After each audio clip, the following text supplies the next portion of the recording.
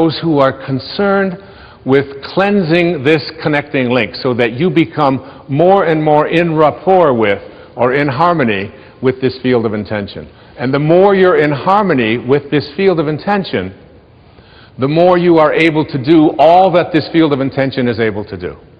You are able to create miracles. You are able to heal yourself. You are able to attract into your life the abundance that has been missing.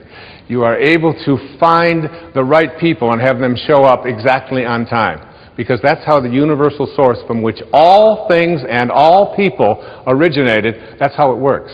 And what we're going to be doing here today in this program is looking at how to get that link back to intention and to not only be connected to it, but to always be ready to keep that connecting link clean, uncorroded. I came across another quote. Now, Castaneda is considered by many to be a metaphysician, if you will, an anthropologist who got into the world of sorcery and higher consciousness through what we call like spiritual literature and so on.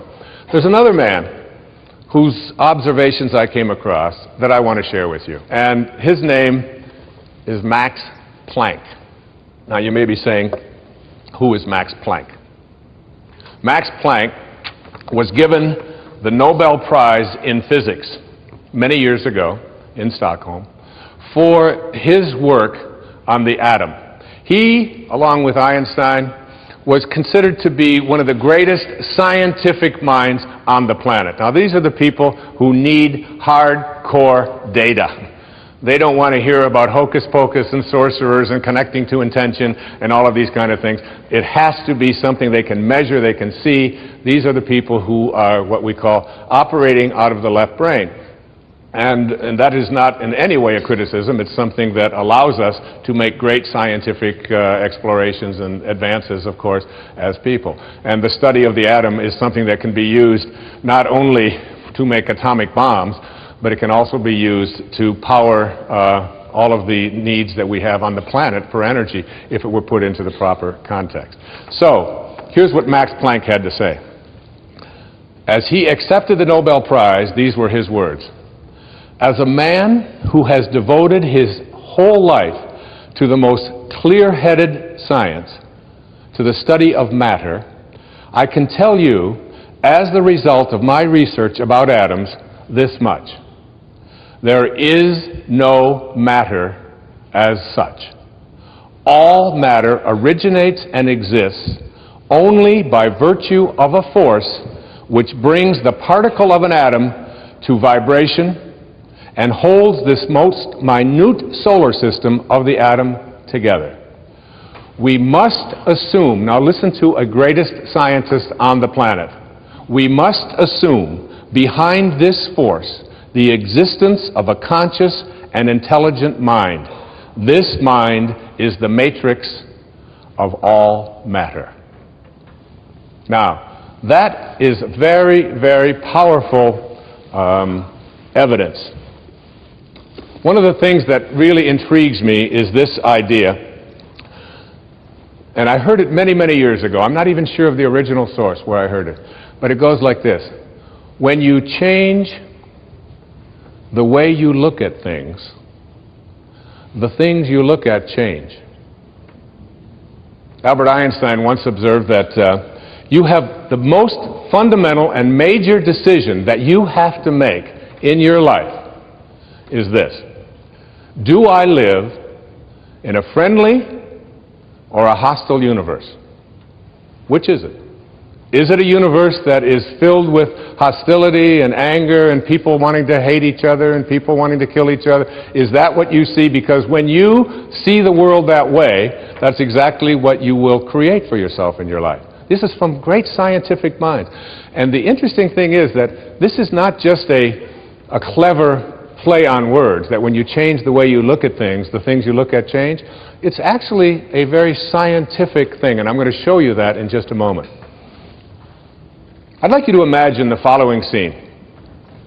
You're in your house. You've got your car keys in your hand. The lights go out. Power failure. You can't see a thing. You stumble around in your living room and you drop your keys. And you look around for a moment and you realize that you're never going to find them in the dark. But you look outside and you notice that the street lights are on. So in your mind, a light bulb goes off. I'm not going to sit around here in the dark and grope around looking for my keys when there's a light on outside. I'm going to go out here under the street light and I'm going to look for my keys. Why are you laughing? This makes a lot of sense.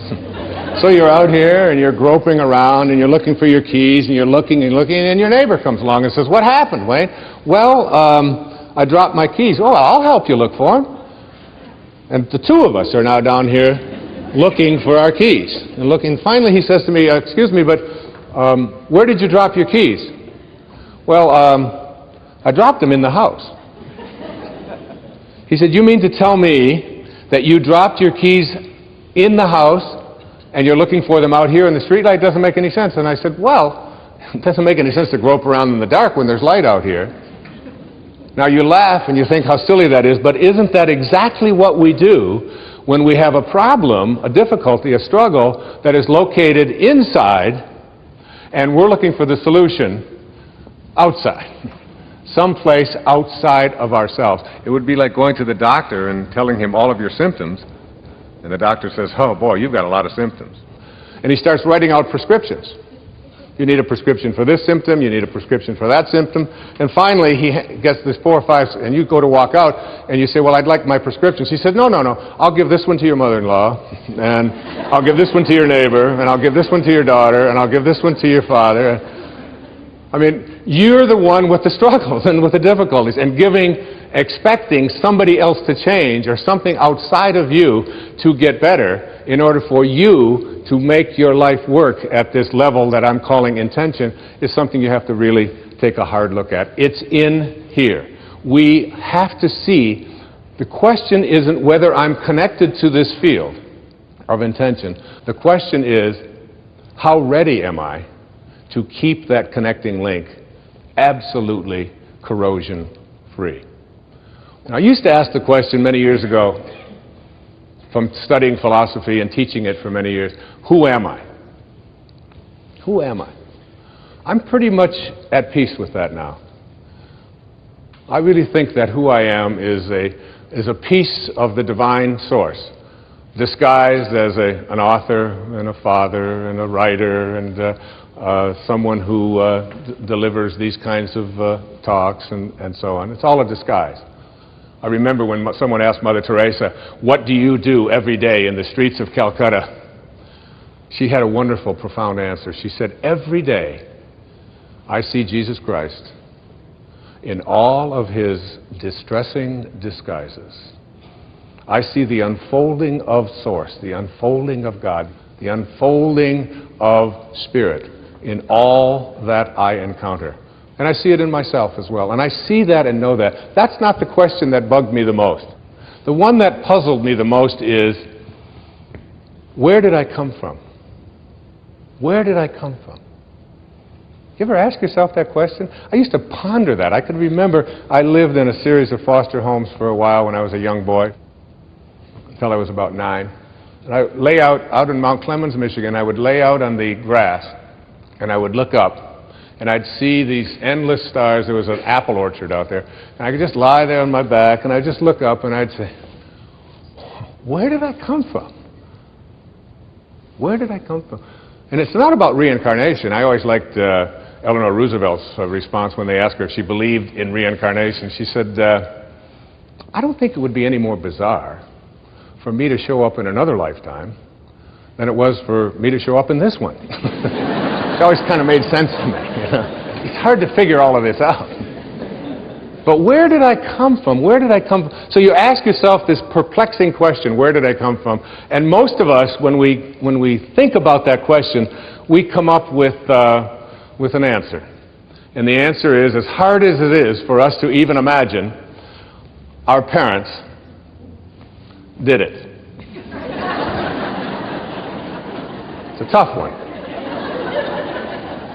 But in one blissful moment, one drop of human protoplasm in some mysterious way